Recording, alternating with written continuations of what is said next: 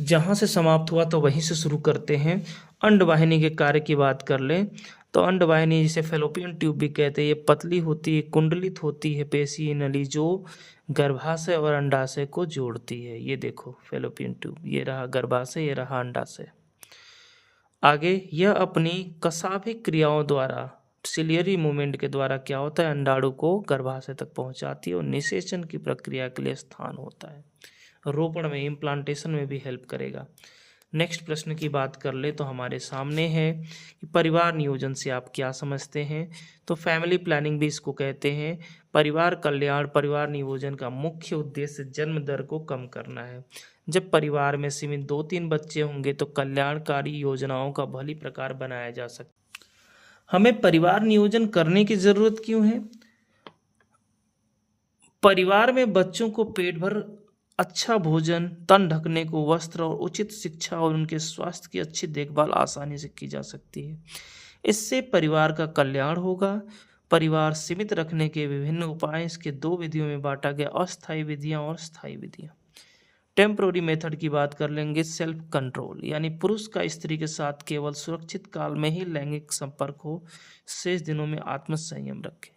यानी जब फीमेल से एग रिलीज होगा उस वक्त अगर आप क्या करते, क्वाइटस करते हैं, सेक्स करते हैं, ऐसी कंडीशन में क्या होगा, आपके शुक्राणु अंडाणु के साथ मिलेंगे और यहाँ पे निषेचन प्रक्रिया होगी, बच्चे होने के चांसेस है।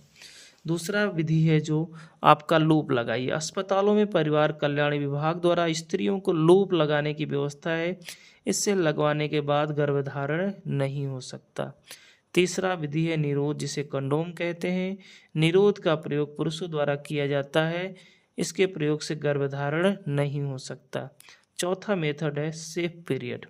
मासिक धर्म के 1 सप्ताह पूर्व और 1 सप्ताह बाद का समय सुरक्षित काल कहा गया है। इस समय में गर्भधारण की संभावना कम रहती। यह विधि विश्वसनीय नहीं है क्योंकि ये टाइमिंग फिक्स आप नहीं कर सकते। आ गया कौन सा, रासायनिक विधियाँ। ये भी टॉपिक इम्पॉर्टेंट है, इससे क्वेश्चन आने के चांसेस 100% है। पिल्स की बात कर लें, अस्पताल से गर्भ निरोधक गोलियां प्राप्त की जा सकती हैं जिससे गर्भधारण की करने की संभावनाएं कम हो जाती हैं। फिर आएंगे गर्भ समापन की तरफ। अब यहाँ से एबॉर्शन, अनावश्यक बच्चे के लिए अस्पताल जाकर लेडी डॉक्टर की सलाह से गर्भ समापन कराया जा सकता है। यह अप्रशिक्षित अकुशल स्त्री द्वारा गर्भ समापन नहीं करना चाहिए। इससे महिला के जीवन को क्या हो सकता है, खतरा हो सकता है।